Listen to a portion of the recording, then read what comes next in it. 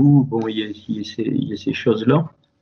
Alors, on peut reprendre le fichier hein, qu'on a envoyé, sur lequel Corinne a un peu à regarder, à détailler. Alors, on va y revenir. On va y revenir juste sur le fichier. Je vous ai mis donc la valeur numérique du Hamas. Alors, Corinne a oublié, mais c'est elle qui me l'a fait remarquer que le Hamas. Voilà, le Hamas, c'est ceux qui veulent détruire Israël. Hein, le Hamas, c'est exactement le même mot. Et donc le mot Hamas, ça veut dire, donc je crois qu'elle l'a dit, mais on peut le redire, du faire mal, agir avec violence, brutaliser, dépouiller, dévaster. Et ça, on trouve ça, le mot Hamas, c'est la première fois qu'il intervient. Alors j'ai fait toute une.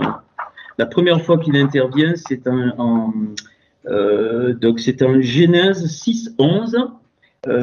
Donc c'est au niveau quasiment du déluge, où il est dit que la violence s'était développée sur toute la terre et que donc le Seigneur il allait envoyer le déluge. C'est la première fois qu'il intervient. Je vous expliquerai plus tard quel sode il y a là dans ce que j'ai fait. Voilà. Donc cette violence donc se ramasse donc qui est à l'intérieur même donc du mot hibou. Alors le hibou c'est un oiseau qui est considéré comme impur. Hein.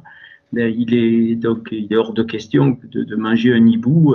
Ok. Alors l'animal en lui-même c'est un animal, hein, c'est comme le serpent. Voilà, c'est pas donc c'est pas l'animal qui est, c'est juste donc le symbole. Bon, elle a dit donc voilà donc et le taressom, c'est donc tu muselleras, hein, c'est-à-dire tu fermeras, tu empêcheras de parler.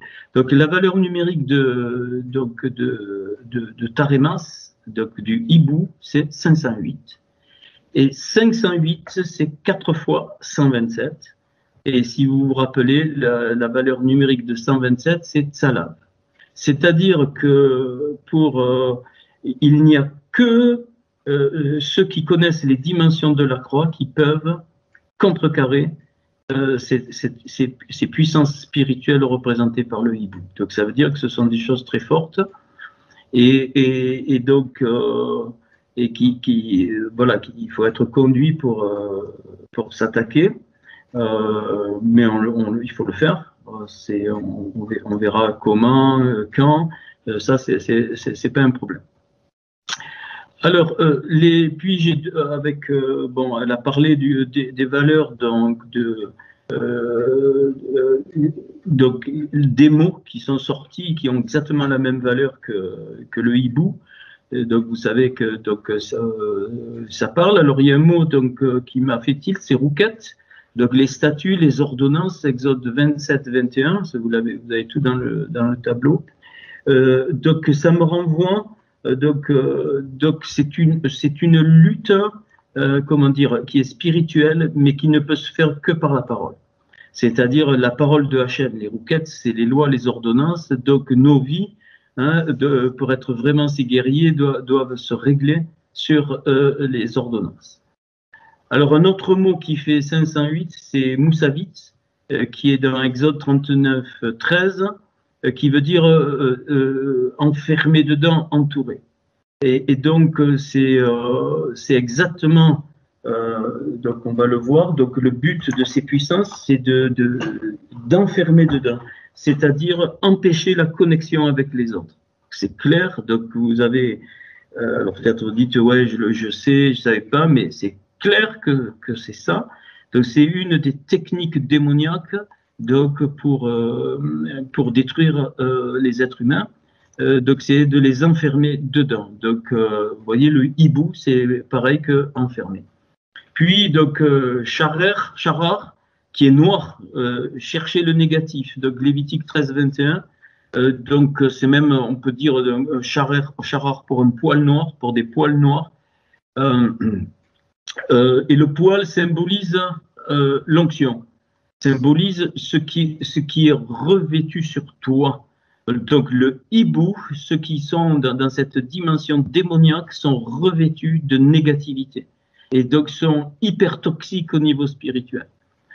Et donc là, il ne faut pas lutter. On ne lutte pas, là, on s'éloigne. Donc c'est quelque chose à comprendre.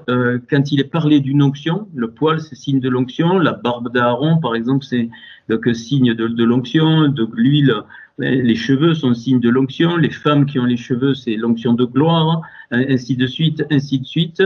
Donc le Seigneur il te demande pas, alors j'ai pas le temps de vous démontrer ça, tu t'éloignes, ça sert à rien, ça sert à rien, ça veut pas dire que tu as peur.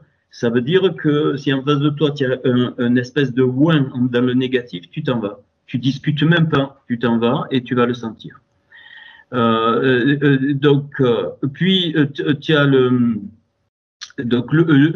mot Reresh, qui est un tesson d'argile avec lequel Job se grattait. C'est le même mot et qui veut dire aussi, c'est la racine, veut dire magicien. Donc Lévitique de 15-12, c'est-à-dire il faut comprendre que ces gens, c'est pour ça de plus en plus je crois et je vais vers ça, il y a beaucoup de personnes qui sont plus adamiques ou qui sont, j'en sais rien ce qu'elles ont fait. Écoutez bien, ce mot-là, le tesson d'argile, elles prennent plaisir à ce que les êtres humains ils aient du mal. C'est une dimension qu'on ne réalise pas trop. Elles prennent plaisir, c'est leur vie de faire du mal aux autres. Pas des disputes, du mal. Vraiment le mal. Et donc, pareil, c'est spirituel et ça rejoint donc la notion du hibou. Donc, le tesson d'argile, là, magicien. Alors, et le magicien, ça veut dire qu'il trompe par le mensonge. Et comment ils font du mal? Parce qu'ils pensent que ça leur fait du bien. J'explique. Job, quand il s'est gratté avec le tesson, ça lui faisait du mal, mais apparemment, ça le soulageait. Et donc, c'est la notion de la carotte et du bâton. C'est-à-dire, tu avances, tu as l'impression d'être soulagé, puis c'est pire après, tu reçois un coup. Tu avances, tu as l'impression de soulager, c'est pire après. Et ces gens-là, ce sont soit des psychopathes, mais pour moi, les psychopathes dans cette dimension sont des gens remplis de démons. Il ne faut plus avoir de mots, il ne faut plus avoir de peur de déclaration. C'est très clair. Donc, ces puissances-là ne t'épargneront pas. Voilà. Alors, après, Meraélet, donc Meraélet, c'est tout ce qui est profane. Mais le Meralélet, c'est une souillure qui entraîne la maladie, qui entraîne une pollution. Donc Lévitique 21:9, par exemple la lèpre, ce qui peut se passer à l'intérieur du corps. Et ce qu'il faut comprendre, je n'ai pas encore parlé, je crois, en tout cas pas tous. Le mot corona, qui concerne ce nom qui a été donné, qui n'est pas gratuit, le mot corona veut dire tomber malade, mais dans l'esprit. Ce n'est pas une maladie physique. Et aujourd'hui, je vais peut-être vous choquer, je vous dis que ce virus n'existe pas. Vous pouvez le recevoir. Vous en recevez des choses que vous croyez comme des conneries, comme des... Il n'existe pas. C'est une maladie mentale qui est déclenchée par...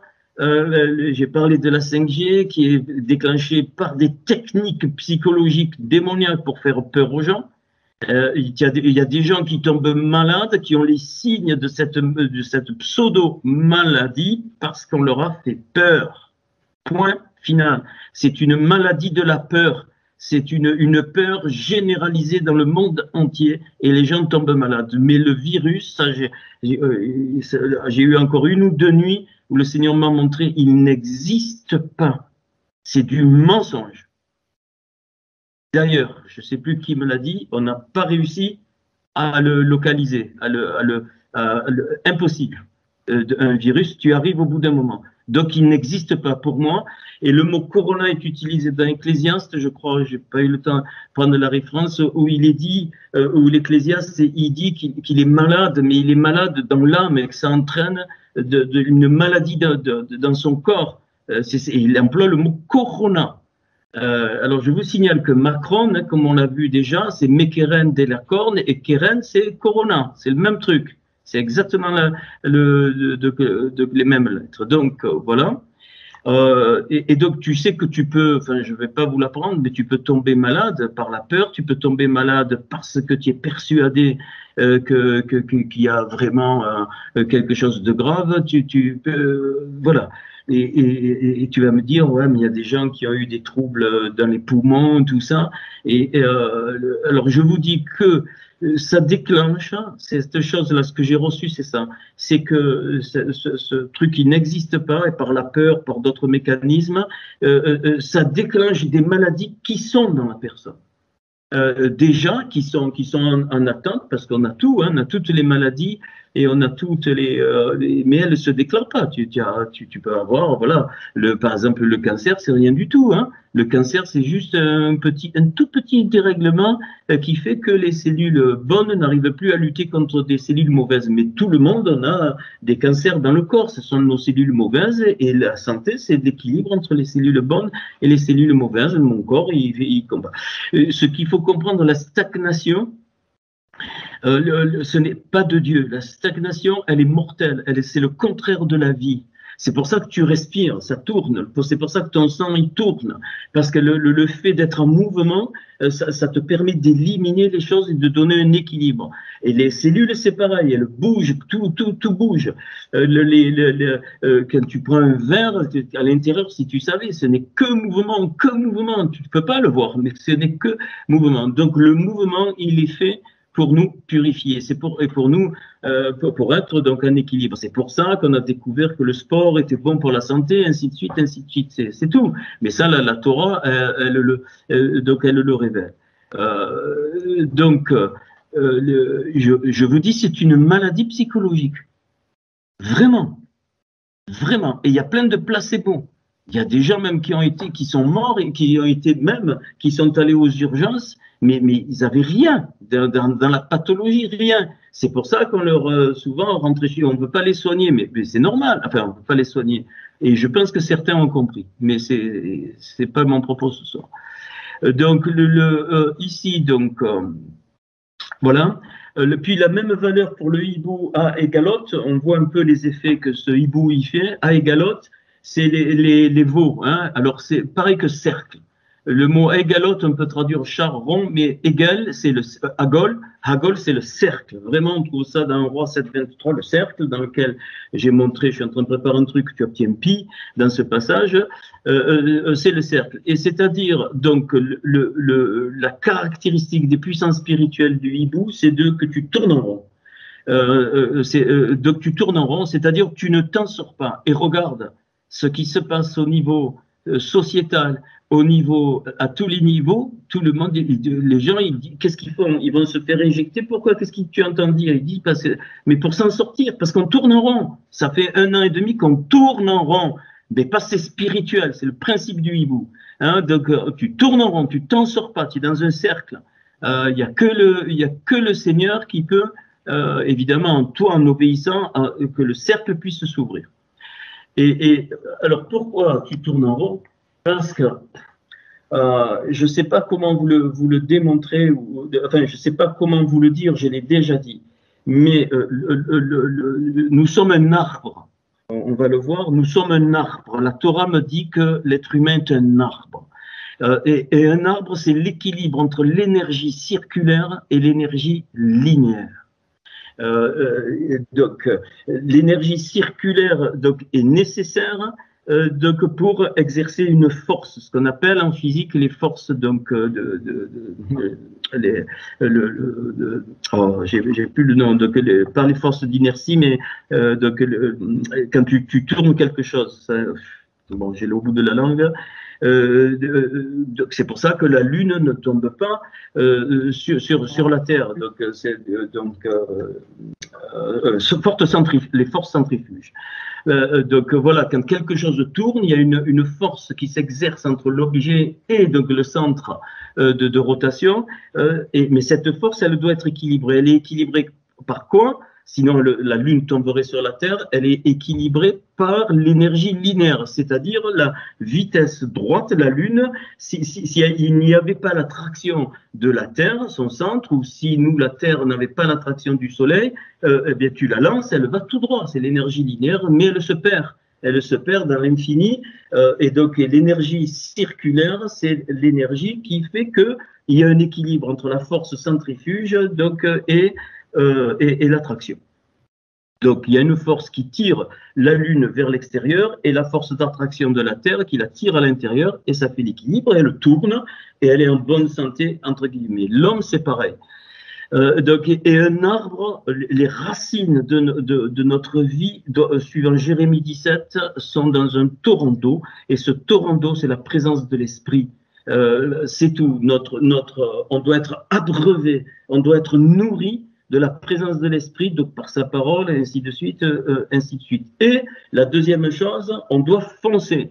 Ça, c'est l'énergie linéaire. Et quand tu fonces, quand tu es en mouvement, tu te perds pas parce que tu es équilibré par l'énergie circulaire. Tu as les bases, et donc l'arbre est le symbole de l'équilibre entre l'énergie circulaire et l'énergie linéaire.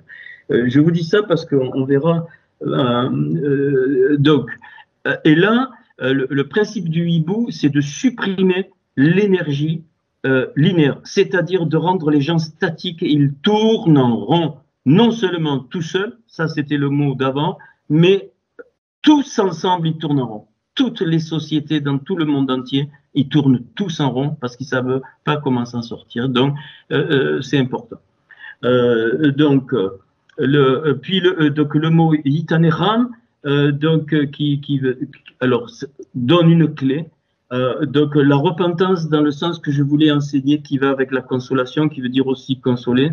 Donc, la seule solution, c'est un peu l'introduction que j'ai donnée, c'est que de remettre la couronne sur notre Seigneur, non seulement de façon symbolique, mais de façon concrète. Tu es mon roi, toi seul es mon roi, ce n'est ni un gouvernant, ce n'est ni un ami, ni mon épouse, ni mon mari, c'est toi mon roi. C'est ça la vraie repentance. Et c'est une clé qui va nous faire tenir, enfin qui va même nous libérer de ce hibou. Ce hibou, il est général, hein, ne pense pas que c'est lié qu'à la France, non. C'est quelque chose de général. Alors, je continue, parce que je croyais que c'était Corinne qui allait faire le truc. Et puis, donc, Netarim, qui fait aussi 5 à 8, c'est partager. Hein. Partager dans le sens couper un morceau, détacher aux jointures. Les bouchers, ils font le netarim, hein, chez les juifs qui connaissent ce morceau, c'est de partager la viande, donc un morceau, partager les membres, enlever ce qui fait l'injonction entre les membres, c'est exactement ce que ces gens-là font, et c'est exactement ce qui se passe dans les milieux religieux. Hein. Il n'y a plus de contact, c'est pas le fait de se voir, il n'y a plus de vrai contact. C'est pour ça que je me bats pour qu'on arrive ensemble à rentrer dans une dimension très forte du corps. Hein, Jean-Marie nous a envoyé un petit mot, il a raison, peut-être il en parlera, et il faut pas se culpabiliser, on n'y est pas, on est tous à des niveaux différents, on n'y est pas, mais parce qu'on est imprégné depuis des lustres, on est imprégné dans cette dimension sociétale qui n'a rien à voir avec celle du Seigneur. C'est pour ça qu'on a du mal même donc à réaliser ce corps. Alors, j'ai l'impression de me répéter, mais il faut parfois répéter les choses. Depuis l'enfance, on t'a dit, alors comment ces gens-là veulent diriger de tout temps, ça s'est fait petit à petit, on s'en aperçoit maintenant. Alors on t'apprend, on prend les enfants, on les met, tu te rends compte, je sais pas, 5 heures, 6 heures, 7 heures à l'école, puis ils rentrent, et puis l'État il continue à être roi des enfants, on va le voir. Roi des, mais c'est très grave, ça c'est très grave. Le roi des enfants, parce qu'il faut qu'il fasse les devoirs à la maison. Attention, je suis pas contre, vous allez comprendre. Et puis donc on a vécu ça. Puis alors il y a la maîtresse, et puis il faut se soumettre à toutes les lois. Nous sommes dans une société, donc ok, pas de souci, ainsi de suite. Donc l'éducation, la politique, l'économie, la finance, tout est fait pour te voler les enfants. Tout est fait pour voler l'enfant dès leur jeune âge. Et ça fait pas que maintenant. C'est pas depuis tout ça, là, ça se révèle. Mais depuis des années, même en 1952, l'année où je suis né après-guerre, c'était ça. Voilà. Pourquoi tu imposes une forme d'éducation? C'est archi faux, bien sûr, mais il faut sortir de ça. Bien sûr, on y est dedans, mais si tu sors de ça, c'est une dimension explosive. Il y a d'autres formes d'éducation. L'art et la culture a été un peu épargnés, plus maintenant. Ce qui s'est passé là avec cette révélation, parce que l'artiste est forcément un rebelle, sinon il ne serait pas innovateur. Le vrai chercheur est forcément un rebelle, sinon il ne serait pas innovateur. Et un prophète est forcément rebelle, parce que quand le prophète parle, il faut le tuer. C'est très clair, hein, c'est net et précis. Pourquoi le Seigneur dit qu'il veut un peuple de prophètes? C'est dans ce sens, c'est-à-dire un peuple d'innovateurs. Or, qu'est-ce qu'on a fait? Dans ce côté statique, on a jeté toute la responsabilité, l'État s'en occupe. Il s'en occupe tellement bien. Tu veux un roi, je te donne le roi. Mais sache qu'il va prendre tes fils, écrit de Samuel. J'ai enseigné là-dessus, il faudra vous écouter si vous le voulez. Il va prendre tes terres, il va tout prendre. Tu crois quoi, avoir quoi? Mais tu rigoles, tu n'as rien du tout. Même si tu as une maison, mais rien ne t'appartient. Tu le verras. Ce n'est que donc il faut comprendre la débilité de nos sociétés occidentales et autres. Les Papous, les aborigènes d'Australie sont bien plus près des lois de Hachem au niveau sociétal que nous, et ça on veut pas le reconnaître.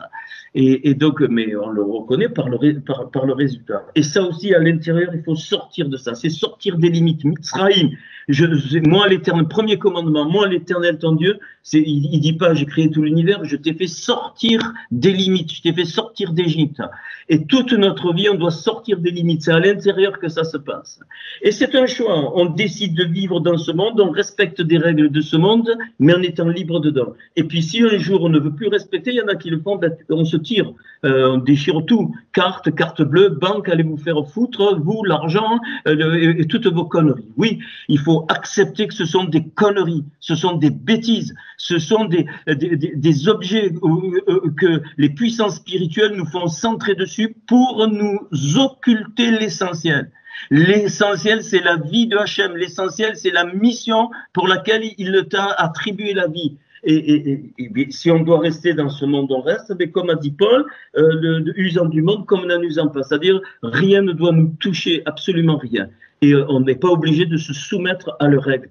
Même ceux qui ont des enfants, s'ils peuvent aujourd'hui, s'ils peuvent les éduquer comme ils veulent à la maison, ils le font, même si c'est interdit. Il est où le problème? Eh bien, on verra. Pourquoi? Parce que c'est un des points, on va le voir, c'est un des points fondamentaux, les enfants. Pourquoi? C'est la génération. Pourquoi? Parce que quand tu te reproduis, c'est une partie de ton âme qui passe à tes progénitures. Tu le sais, ça? Alors, je ne sais pas si je l'ai dit ici, mais tu sais que quand ton étincelle est descendue, tu t'en souviens pas. D'abord, tu as décidé de descendre. Hachem, il t'a pas obligé, hein? Et tu as dit en tant qu'étincelle, oui, je descends. Je descends avec la mission que tu me mets, Hachem,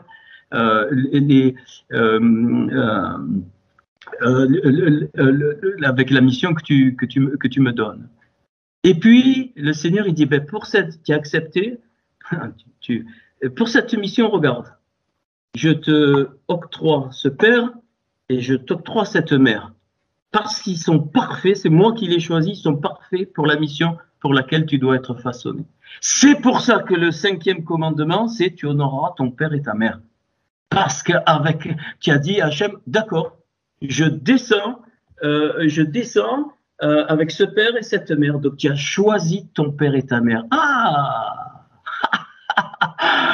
Aïe, aïe, aïe, que c'est beau. C'est à l'inverse des conneries qu'on entend. Ouais, j'ai pas choisi ma famille, j'ai des problèmes avec ma mère, j'ai des problèmes. Tous, on a eu. Mais quand tu rentres dans cette dimension de la Torah, hein, pas de moi, hein, c'est une révélation que Hachem m'a donnée, c'est magnifique. C'est-à-dire, c'était absolument les deux canaux parfaitement conçus pour la mission que tu as acceptée, pour laquelle tu es descendu.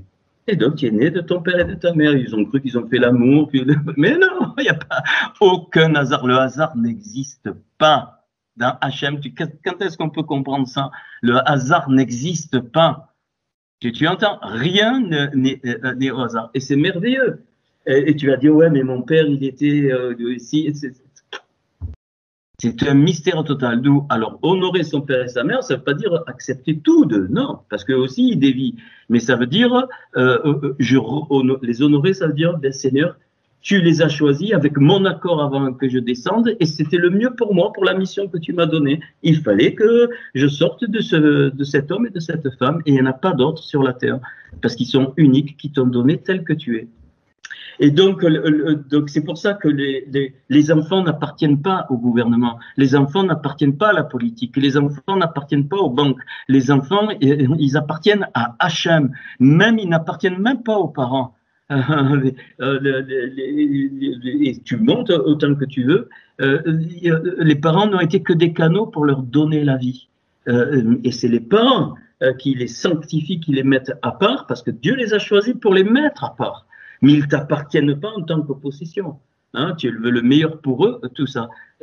Et donc, c'est une dimension. Mais vous savez, quand le Seigneur va revenir, le tri, il y a un tri qui se fait. Pas moi, hein, c'est écrit en toutes les lettres. Et je me demande si ça ne fait pas partie de ces choses. Mais jusqu'où tu vas nous demander avant ton retour d'aller, Seigneur? Jusqu'où? C'est-à-dire qu'à un moment donné, je ne sais pas, attention, hein, ce n'est pas du tout pour le moment, mais est-ce qu'il faudra tout laisser? Tout, il garde tout. Alors tu vas dire, je ne sais pas, on va voir, en tout cas c'est,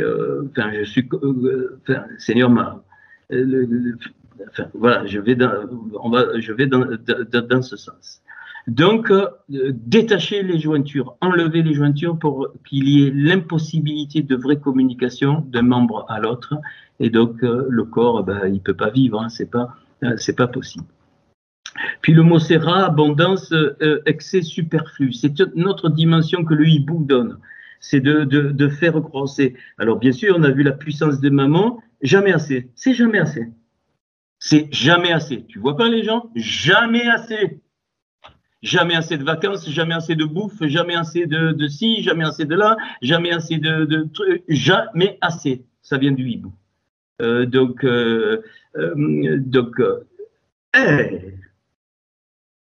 simple. Si vous ne redevenez simple comme des petits enfants, vous ne verrez pas le royaume. Simple. Tu as un bout de pain. Contente-toi d'un bout de pain. Tu connais des frères et sœurs, contente-toi. Qu'est-ce que tu vas te compliquer? Le Seigneur a mis des voies toutes simples, mais l'homme est allé chercher bien des détours, dit l'Ecclésiaste. L'homme a tellement cherché des détours, regarde le fruit de notre société. Les villes, c'est l'inverse du mot rat, mal, c'est concentration de mal et de péché. Et si plus on peut s'éloigner de la concentration, peut-être qu'il faudra retourner à un état de nature. Pourquoi pas? J'en sais rien. Mais qu'est-ce qu'on va, l'autre il a ça en plus, et puis je veux ça, et puis ça, et puis ça. Mais qu'est-ce que c'est? Mais c'est pas ça qui te file le bonheur, mais pas du tout. Pas du tout. Tu as une preuve flagrante. Les milliardaires, ils ont tout. Il y en a qui se crèvent, qui se suicident, mais parce que le bonheur c'est pas ça, c'est pas parce que tu as plu, c'est pas parce que tu es parti en vacances, mais c'est faux, tu peux partir tu as fait plaisir. Tu as pas jamais remarqué que les gens ils ne vivent pas le moment, ils vivent toujours projetés constamment, mais Hachem il veut pas ça. il te dit, mais toujours projeté, toujours projeté, toujours projeté. Tout est fait comme ça. On projette pour les études, il faut avoir les diplômes, machin. On projette pour avoir ci, donc on fait des trucs à la banque. On projette. Bien sûr qu'il y a des projets, mais quand ils viennent de HM, ils te détruisent pas. Pardon. Alors, puis le mot guérécha, répudié, jeté dehors, divorcé, chassé, bien aimé. À un moment donné, on sera chassé. À un moment donné, on sera chassé. Le Seigneur l'a vécu, donc si on arrive au temps dans lesquels je crois qu'on rentre à grands pas, ok. Et enfin, donc le mot razziata, razziata qui veut dire diviser, couper en deux. Donc je pense à ce passage. Je pense à ce passage où le Seigneur il dit je suis pas venu mettre la paix dans une même maison, mais la division. Et bon, et c'est quelque chose qu'il faut accepter parce qu'elle est de fait et elle sera de fait. C'est pas toi qui va, ça va se faire. Je vous donne ces éléments parce que il faut qu'on avance dans cette notion du corps. Je vais revenir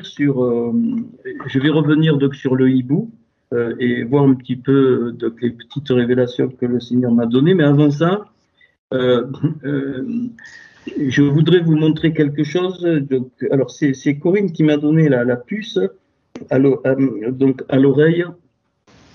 C'est qu'en fait, l'élément porteur très négatif dans ces produits, je parle de ça parce qu'il faut le faire, c'est le graphène. Hein.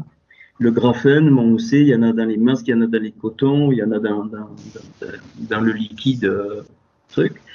Et ça, alors tu as, c'est incroyable. Et je vais vous montrer que c'est spirituel, parce que ça, en faisant cette étude, j'ai été conduit donc le mot graphène, donc c'est le guimel, le resh, j'ai pas eu le temps de le p et le nun, et qui donc la racine c'est balayer, saisir, emporter. Alors donc le mot apparaît grapham dans Juge chapitre 5. Et c'est l'histoire de Déborah qui est une guerrière qui se lève avec Barak. Et ça m'a beaucoup parlé, ce Juge chapitre 5. Et donc elle se lève pour combattre. Et à un moment donné, donc il est parlé donc de Guérapham, c'est-à-dire c'est elle fait un cantique, Juge 5, et elle dit que le torrent pardon, je vous lis je vais le lire, mais le verset 21 dit le torrent de Kison les a balayés. C'est le graphène. Et donc la valeur numérique de graphène, c'est 333. 3, très facile à retenir.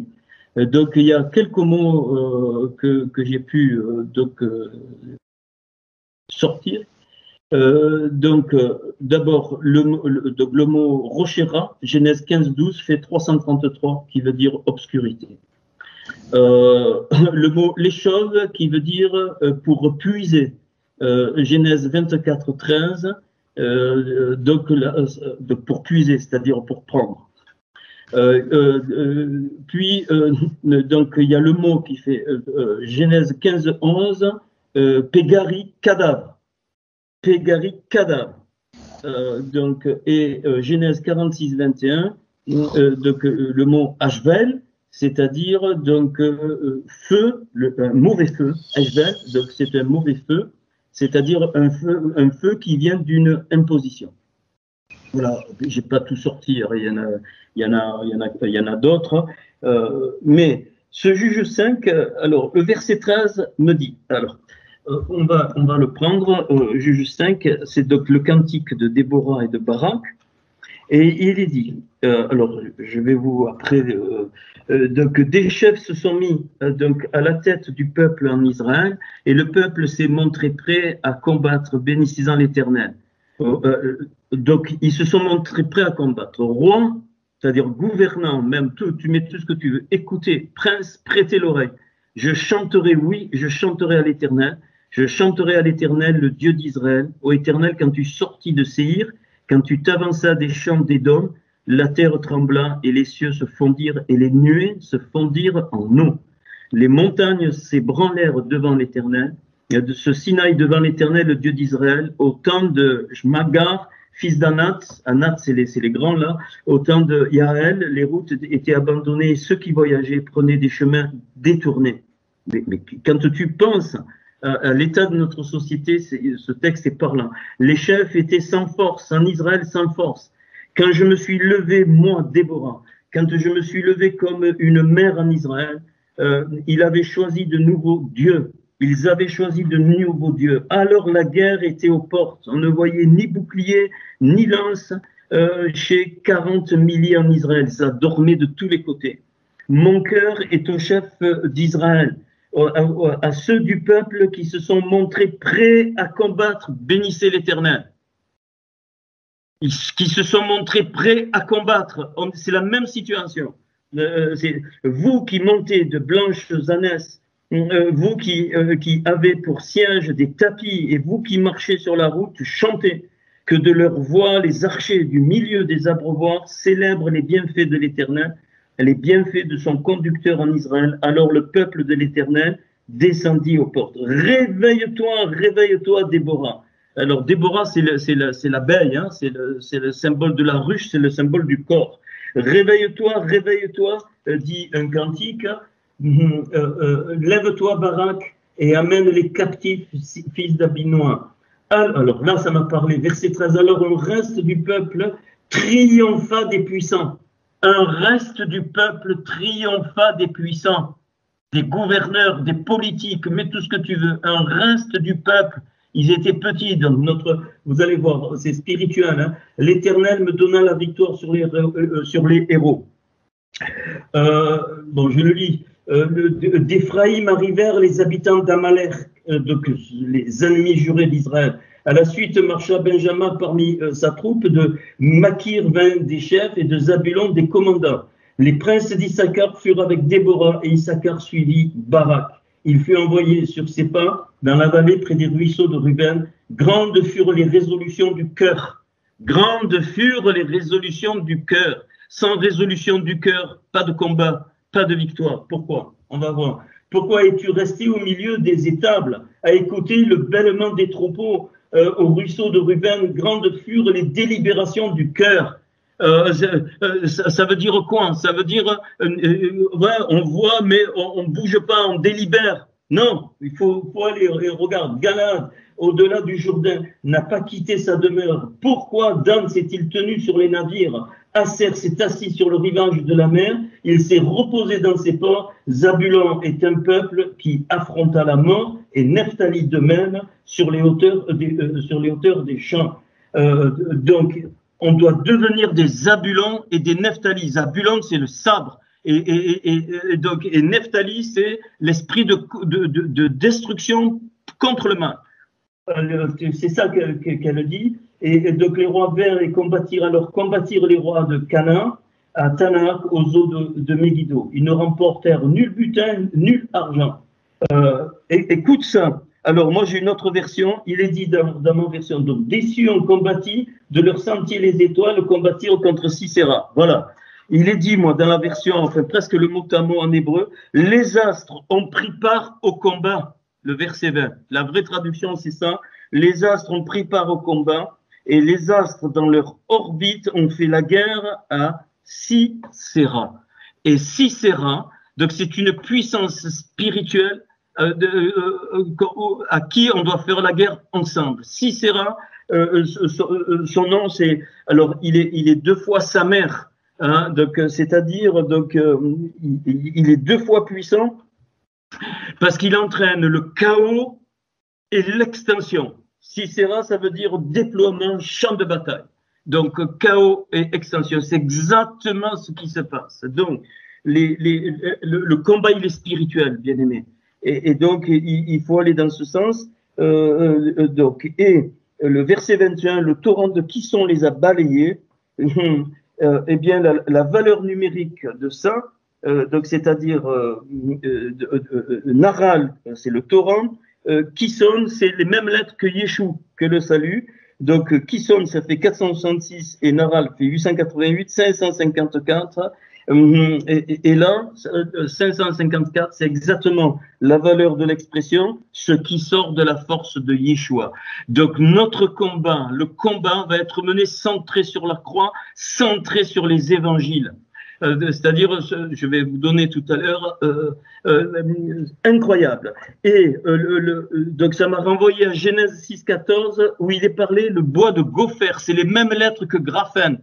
C'est les mêmes lettres que la racine de graphène. Le bois de gopher fait 553. Tu enduras de bois de gopher 553. C'est quoi? Donc c'est l'homme avec l'âme. C'est Etsi Gopher. Gopher, c'est le bois, c'est qui était enduit dans les cellules de l'arche, c'est-à-dire c'est l'âme, la nefesh qui est dans nos cellules à nous, bien-aimés. L'arche, c'est la représentation de l'homme adamique qui n'est pas touché dans ses cellules. C'est le bois de Gopher, ça fait pile 554 comme donc la valeur de ce qui vient de la force de Yeshua. Et le graphène, donc le graphène qui rentre, ça fait 553. Donc, ce produit, cette saloperie, c'est bien pour toucher ce qui est dans nos cellules, c'est-à-dire le bois de gopher, c'est-à-dire c'est pour toucher notre nefesh. Croyez, vous croyez pas, je m'en fous. Pardon de vous dire ça, parce que qu'est-ce qu'il vous faut? Même une démonstration, certains, voilà. Ok, donc Sisera est une puissance spirituelle qui entraîne le chaos et l'extension. Donc typique de ce que nous a dit au niveau de la conséquence de ces sauterelles qui piquent, c'est-à-dire c'est mondial, c'est l'extension et le chaos total. C'est pas par hasard que donc on a les mêmes valeurs qui sont. Alors, alors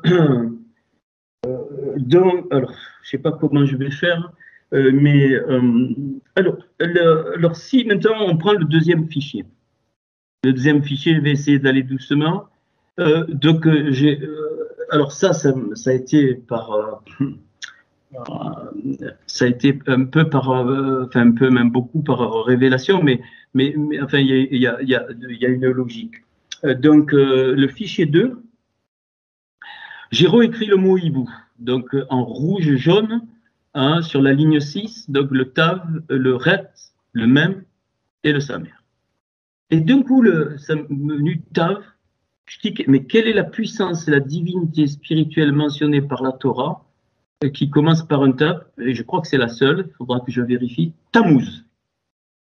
Donc la première lettre du hibou, c'est donc Tammuz, et Tammuz veut dire, on peut le traduire par reste de vie, un reste de vie. Et donc, elle est mentionnée dans un seul passage, Ézéchiel 8,14 explicitement. Et dans Ézéchiel 8,14, le Seigneur, il montre une vision, enfin, Ézéchiel 8, il montre une vision à Ézéchiel, il lui dit, viens voir, qu'est-ce que tu vois? Alors, il dit le parvis, enfin, l'entrée de la porte du parvis, je vais pas le lire, c'est trop long. Hein. Il lui dit, qu'est-ce que tu vois? Un trou, rentre. C'est-à-dire qu'il lui dit symboliquement la muraille est percée. La muraille du corps, de ce qu'on appelle l'Église, la muraille du peuple d'Israël, la muraille des Juifs, elle est percée. Et donc, quand la muraille elle est percée, l'ennemi rentre. Et qu'est-ce qu'il voit? Pourquoi il rentre? Il rentre. Et là, qu'est-ce qu'il voit? Au parvis, le parvis est souillé, les 70 anciens se prosternent devant des figures de toutes sortes de reptiles sur les murs. C'est 70 anciens. Et deuxième niveau, puis rentre dans le lieu saint, la porte de la maison de l'Éternel. Et là, qu'est-ce qu'il voit? Les femmes qui pleurent Tammuz. Tammuz, qui est la divinité de la nourriture et de la végétation, de la nature. C'est-à-dire, on a clairement là l'abandon de la vie spirituelle, ça veut dire Tammuz, reste de vie, l'abandon de la vie quasiment totale spirituelle pour une vie matérielle. La déesse de la nourriture, et ça parle à notre société et de la végétation. Elle pleure Tammuz. C'est-à-dire qu'elles le veulent absolument qui deviennent donc une idole. Et c'est alors okay, je continue. Le parvis intérieur puis de la maison, il voit 25 hommes, il les nomme de tous les anciens qui tournent le dos au temple, et 25 et qui se prosternent devant Tammuz. C'est-à-dire ça, les 25, c'est là, je vais vous dire, la valeur numérique 26 de Yod et Vavé. Là, on est presque, on est dans l'épisode de la tour de Babel où les hommes tournent le dos au temple, c'est-à-dire ils tournent le dos à Dieu parce qu'ils ont la prétention de toucher le 26 alors qu'ils sont à 25. Et 25, c'est le chiffre de la séduction. Et la séduction spirituelle qui a envahi tous les peuples de Dieu, sans exception, les églises, ceux qui sont sortis, ceux qui sont pas sortis, les groupes, tout le monde, pareil, envahi. C'est pour ça que ça les dérange pas. Or, ce 70, il m'a amené où? Ça m'a fait tilt. Apocalypse 13. Apocalypse 13, il lui dit à Jean, viens, il voit. Puis je vis monter de la mer une bête qui avait 10 cornes et 7 têtes. 10 coronas. Je vous annonce prophétiquement par cette parole qu'il y aura 10 variants. Au total. Je ne veux même plus prononcer ce mot. 10 conneries de leur sac. 10 cornes, 10 coronas et 7 têtes. Écoutez, il y a 7 pays qui prônent sans arrêt la mondialisation, je vais vous les nommer, et qui correspondent au Deutéronome, qui sont cachés 7, et ça va nous ouvrir après pour des futurs combats. Alors, New York, avec les États-Unis, qui prônent la mondialisation. Tokyo, le Japon, qui prône la mondialisation. Londres, l'Angleterre, qui prône la mondialisation. Paris, la France, qui prône la mondialisation. Hong Kong, la Chine, ou Shanghai, c'est pareil, qui prône la mondialisation. Mumbai, l'Inde, et enfin Sao Paulo avec le Brésil. Ces 7 pays-là sont les fers de lance de la mondialisation pour le monde entier. 7. Donc les 7 têtes, c'est eux.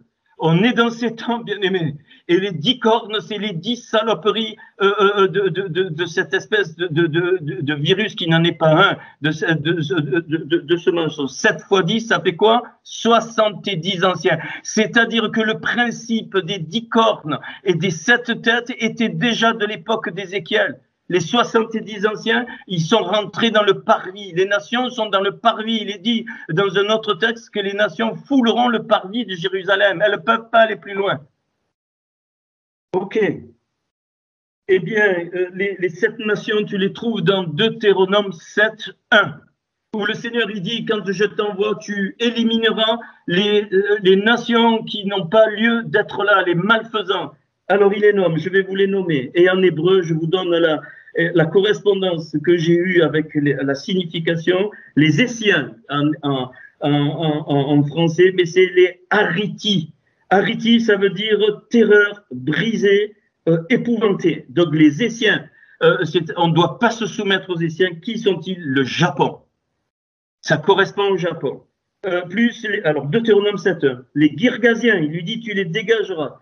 Girgaz, ça veut dire sur un sol qui est complètement argileux. Le seul pays qui a le plus de terrain d'argile, c'est l'Angleterre. les Girgasiens représentent symboliquement l'Angleterre. Mais là, on est dans le monde spirituel, hein, bien comprendre. Les Amoréens, Hamori, c'est ceux qui parlent, ceux qui disent, ceux qui prononcent, ceux qui parlent beaucoup, beaucoup. C'est notre pays, la France. Donc, il va falloir dans les combats briser toutes les langues des informations, briser toutes les langues de mensonges, briser tout ce qui vient de Hamori, c'est-à-dire ceux qui racontent, ceux qui disent sans arrêt que des mensonges, bien aimé. Je passe à l'autre. Donc, les Cananéens, les Akanani en hébreu, qui sont des marchands, qui veut dire aussi terre basse, qui veut dire aussi, alors elle est tellement basse qu'ils ont fait là-bas des trucs pour l'eau, là, des barrages, et qui commercent et qui sont soumis d'une très grande soumission. Le même mot, vous vérifierez avec les codes Strong. Donc ça, c'est la Chine. La Chine qui sont aujourd'hui devenus le premier pays du monde dans les marchandises, dans la soumission, dans le commerce et dans le trafic. Plus les Phérésiens, donc à Périsie, c'est-à-dire ce sont un ensemble qui étaient des villages, donc des villageois, mais qui sont devenus des chefs meneurs et des guerriers. Ce sont les États-Unis, les US. Plus les Zéniens, donc c'est-à-dire les Éviens, les Arrivis. Donc c'est un ensemble qui vivent comme sous des tentes, qui vivent mal sous des tentes. Ce que ça veut dire, donc Arrivis, c'est l'Inde. L'Inde qui est complètement, qui vit sous des tentes, c'est symbolique évidemment. Et enfin le dernier, les Jébusiens, c'est-à-dire Aévousi. Aévousi qui veut dire fouler aux pieds, c'est un endroit de battage et aussi qui veut dire rejeter. Eh bien, c'est le Brésil qui est un pays émergent comme l'Inde. Ces deux derniers pays sont des pays émergents. Voilà ce que j'ai eu du Seigneur. Je dis pas qu'il y a tout, des sept têtes qui sont en fait ces pays qui prennent la mondialisation pour introduire les 10 coronas. Je vous signale que les noms, on a parlé je ne veux même plus prononcer leurs conneries de noms inventés, ils sont voulus ces noms, ça marque les gens, tu le sais, c'est spirituel. Je te le montrerai un autre moment. Je ne veux plus prononcer ces mots à la noix. On a parlé du truc anglais, du truc indien, du truc brésilien, tiens, comme par hasard. Vous avez eu le temps de noter les 7 nations?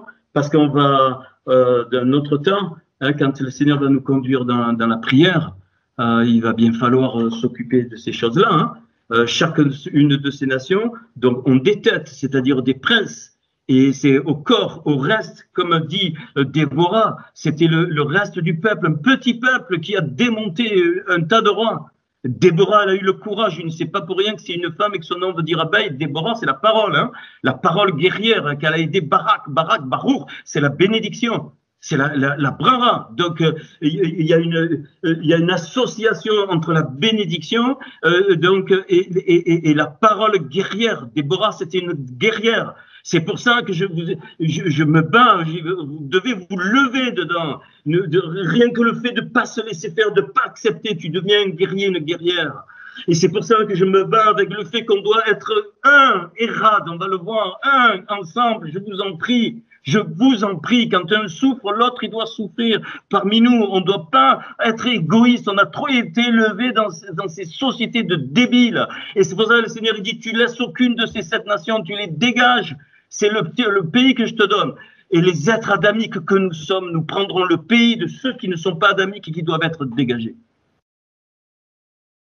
Je reviens sur Tammuz. Tammuz, qu'est-ce qu'elle fait? Regarde. Parce que j'ai fait toute une étude, mais je ne peux pas tout donner, c'est impossible. Hein. Tammuz, elle va s'attaquer à quoi? Enfin, il va s'attaquer à quoi? C'est un prince spirituel, à quoi? Il remonte tellement haut comme la tour de Babel, à Bereshit, le premier mot de la Bible. Regarde, pourquoi? Parce que le premier mot qui finit par Tav, c'est une complétude, c'est Bereshit. Bereshit bara Elohim. Et le deuxième, le mot. Et Tammuz, elle a la prétention, c'est pour ça que je te l'ai mis en bleu, colonne 1 en bleu, Bereshit, tu le vois, et le tav, il est commun, enfin il est commun, pour montrer la symbolique, Bereshit, donc, et avec le tav en rouge sur la colonne 1, Tammuz. Ok. La deuxième entité, Acte 7, le livre des Actes, chapitre 7, verset 43, il dit, mais ça suffit, vous avez porté la tente de Moloch et l'étoile du dieu Renfant. Et Moloch est mentionné dans le Lévitique. Il nous dit que Moloch souille mon sanctuaire. Donc le mot souiller, c'est téma, c'est touma, c'est boucher. Donc tu vas voir pourquoi.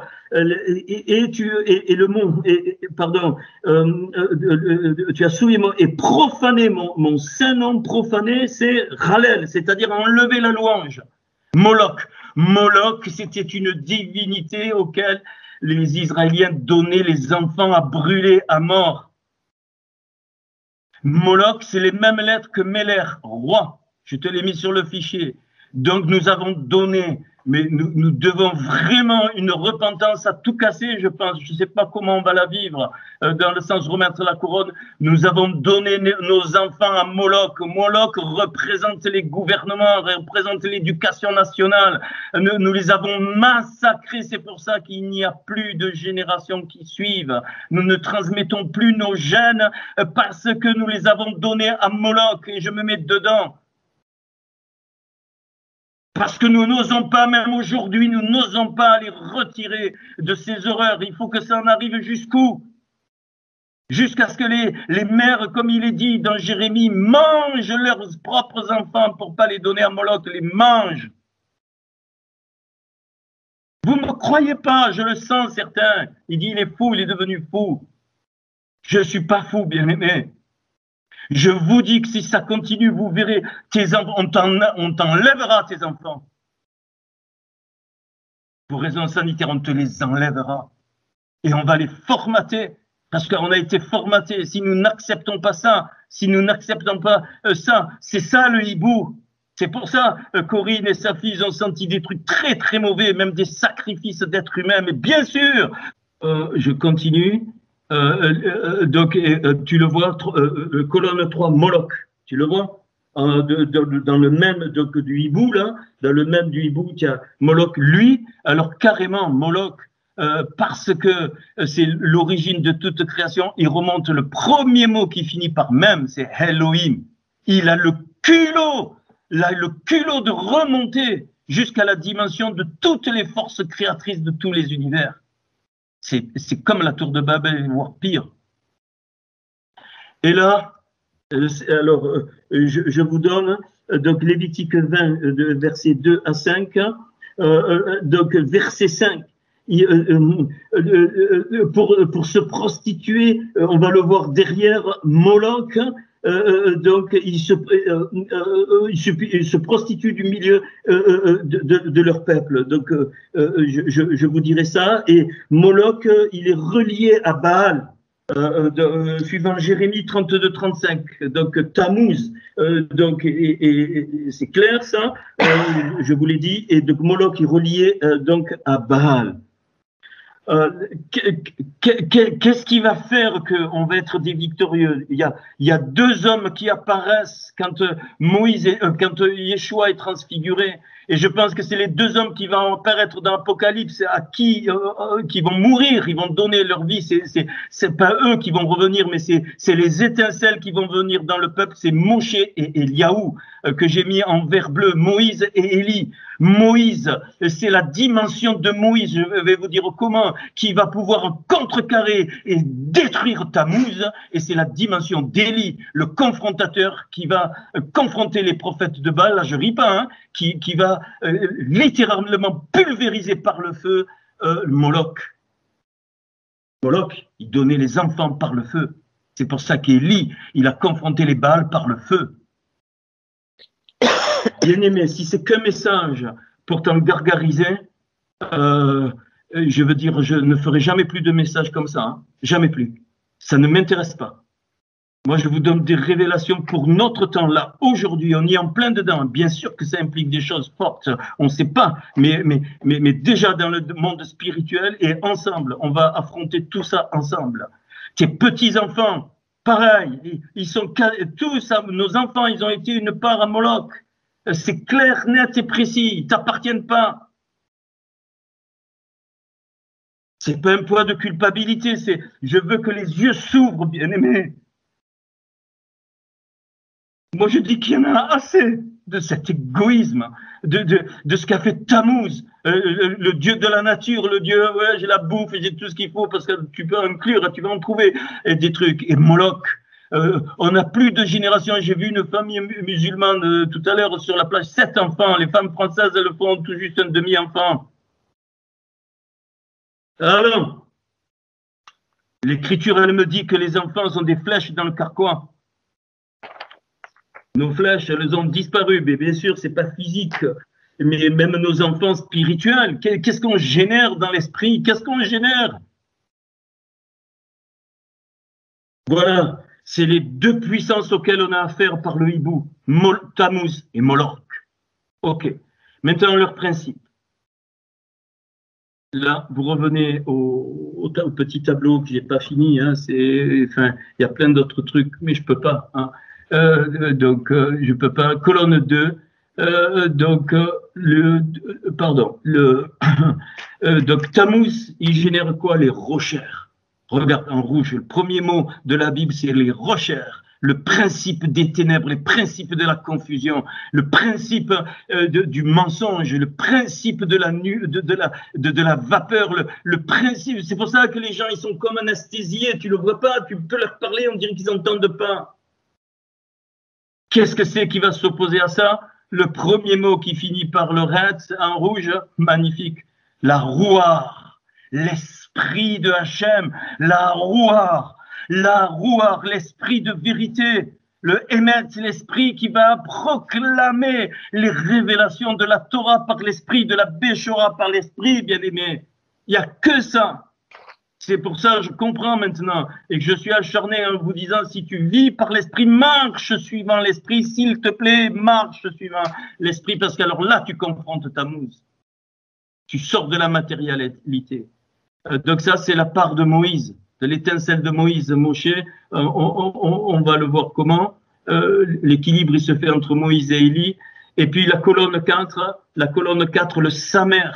Donc le Samer de Hibou, donc le premier mot qui finit par Samer dans l'écriture, c'est Ramas. On l'a vu, Ramas, Genèse 6:11, toute la terre était violente. Donc le Moloch, c'est la violence, c'est l'oppression, c'est la tyrannie, comme il fait cet individu, la tyrannie, sans se soucier de quoi que ce soit, il impose, c'est ça la violence. Genèse 5:1. Et qu'est-ce que c'est qui va contrer ça? Très beau. Le premier mot de la Torah qui commence par sa mère, c'est Sefer. On a traduit voici l'histoire de Toldot, Sefer, voici le livre. C'est le livre de la postérité, l'histoire de la postérité. Sefer, c'est le livre, c'est la Torah, c'est la Béchora accomplie. Donc la seule chose qui va briser Moloch, c'est la vérité du livre. Et parce que nos vies, nos âmes sont inscrits dans le livre de vie, parce que le livre de vie, c'est la Torah, et notre vie accomplie par la Torah devient Béchora, c'est-à-dire Yeshua. Voilà pourquoi le mot hibou a 4 lettres et 4 fois 127, ce qui va s'opposer au hibou, c'est les 4 évangiles et la compréhension des 4 évangiles qui sont révélés. On va y venir, bien aimé. Je me suis aperçu d'un truc magnifique. Deutéronome 15:7, oui. Alors, je l'ai mis dans le fichier, lisez dessous, petit fichier, il est loin d'être complet, je peux pas, tout en bas, pardon, Lévitique 25, il y a une expression par rapport à Moloch, il est dit érayé à Moloch. Donc tu peux lire derrière ou autre, c'est le mot autre. Écoute bien, hein, autres, donc roi, derrière le roi. C'est-à-dire, ces autres, ils se sont mis derrière le roi. Alors, tu peux traduire par derrière, mais par autre, c'est le même mot. Et Deutéronome 15:7, donc, il me parle de Mérad, donc, et Riera. Un, tes frères, l'unité de tes frères, avec tes frères, l'unité. Regarde. Le mot Erié et le mot Erad, alors tu peux enlever le Yud hein, parce que c'est au pluriel, donc Erar ça veut dire les autres et Erad ça veut dire un. Alors on ne le voit pas là-dessus, mais vous me faites confiance. Le Dalet de Erad de Deutéronome 15:5, alors tiens, deux lettres communes, le Aleph et donc le Ret, ok. Et pour la tradition juive dit que pour que le Dalet qui est un Dagesh, c'est-à-dire un point, eh bien, quand tu enlèves le point, il devient un resh. Donc, le RR, c'est le Erad dans lequel tu as enlevé du Dalet, qui est une porte, la porte de l'humanité, la porte de l'âme. Tu as enlevé le Dagesh et c'est devenu RR, l'autre. Tu sais ce que c'est? C'est le Dagesh, le point représente toute l'âme. C'est le Yud de Yérida, de ton étincelle représente toute l'âme. Quand tu l'enlèves, tu enlèves les 5 parties de l'âme, ça te transforme en les autres, c'est-à-dire ceux qui n'ont plus d'âme. C'est le but final de toute cette connerie qu'on est en train de vivre, c'est de transformer les êtres humains, enlever le point du Dalet pour qu'il ne se fasse plus Erad avec les frères, mais qu'il fasse Erar, c'est-à-dire les autres. Et ils suivent qui? Moloch.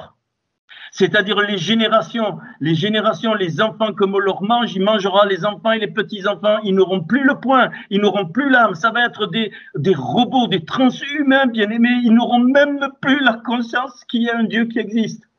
C'est ce que le Seigneur m'a montré. Et ça va être progressif, c'est-à-dire que le point, il va se vider petit à petit.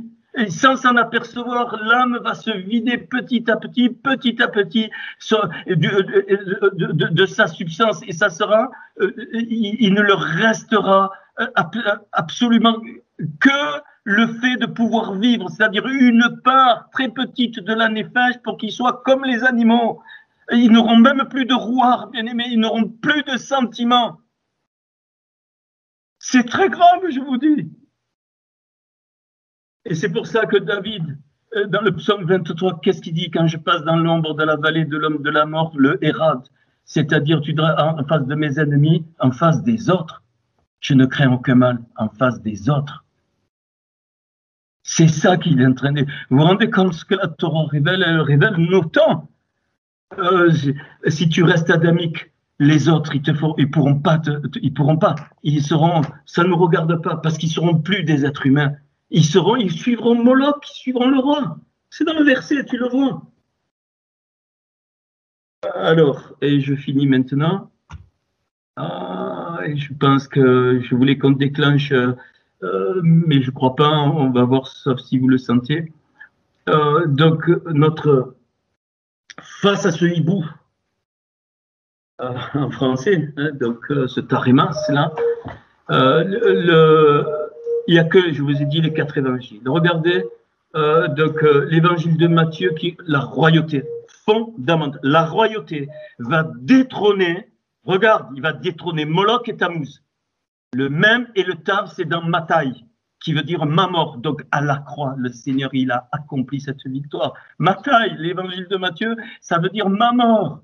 Regarde sous tes yeux, tu l'as, le même et le Tav, c'est le début de Moloch et de Tammuz. Et donc c'est la royauté. C'est pour ça que notre repentance, elle, c'est pas dire je te demande pardon, non. Notre repentance, c'est apprendre à remettre la couronne sur notre Seigneur dans tous les domaines de notre vie. Tous sans exception, tu as pas, tu n'as plus aucune revendication devant le roi des rois. Ça ne veut pas dire que tu ne peux pas lui parler, plus rien. Ça veut dire, je veux le fil à plomb de la conduite de ton esprit parce que l'heure est trop grave. Voilà. Donc l'évangile de Matthieu, relis-le si tu as envie.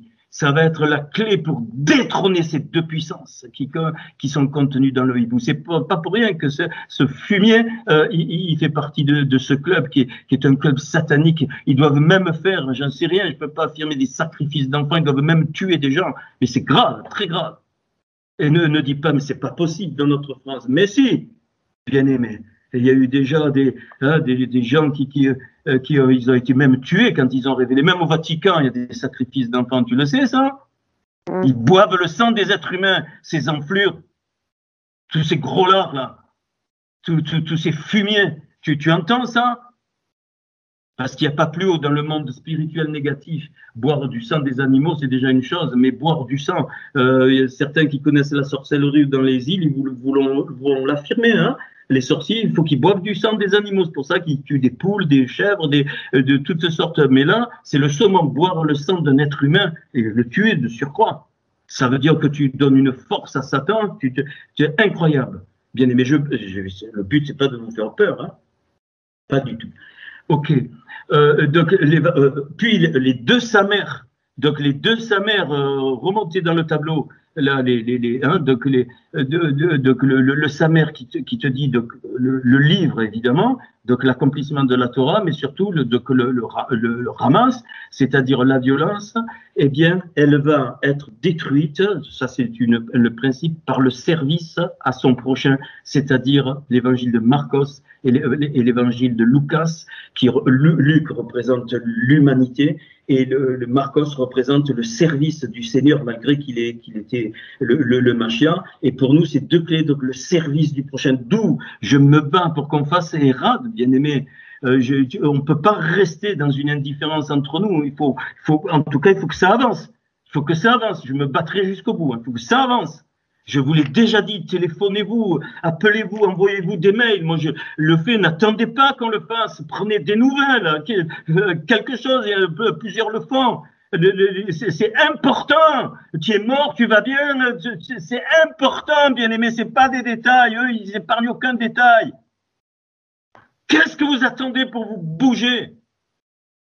Aujourd'hui, avec eux, même moi j'appelle des fois Jean-Marie, hein, il est en Belgique avec WhatsApp, et alors tu le sens, tu appelles, bien sûr. On est là comme des bons Français, super, je vais le déranger. Même la nuit, tu peux m'appeler, je te l'ai déjà dit. N'importe qui d'entre vous m'appelle, je réponds si je suis réveillé. On n'est pas dans cette dimension, hein, je dois dormir et machin. Et tu te rends compte, la révélation dans ce message? Je veux que vous le réécoutiez avec les textes. C'est très fort, bien aimé. Là, tu n'as pas affaire à des petits démons. Moi, je ne peux pas m'attaquer tout seul. J'ai eu 3 nuits la semaine dernière, je vous l'ai dit, où le Seigneur m'a utilisé. J'ai confronté les yeux de ce type. Et l'autre, ça m'est arrivé il y a 2 jours, Schwab, pareil. Hein, mais il va y avoir la victoire. Mais là, c'est une histoire du corps. Le hibou, c'est pas quelque chose d'anodin. Il rit. Ils rient, les gens qui font, mais tu crois qu'ils te voient pas dans le monde spirituel? Ils te voient, mais ils peuvent rien faire parce que tant que Hachem il met sa protection jusqu'au jour où il peut l'enlever. Parce que dans l'Apocalypse, il est dit qu'une partie des saints vont mourir. Hein. C'est écrit en toutes lettres.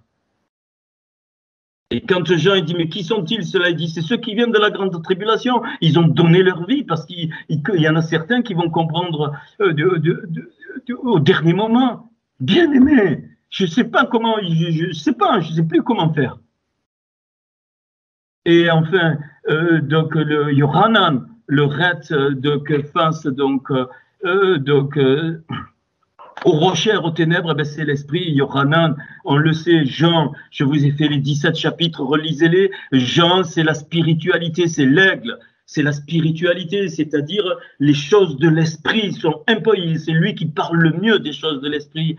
C'est ça qui va détrôner Moloch et Tammuz. Tu as peur? Alors écoute, si tu as peur, je crois que tu as un problème. Hein? Quelle peur? Rien. Qu'est-ce qui peut t'arriver? Rien.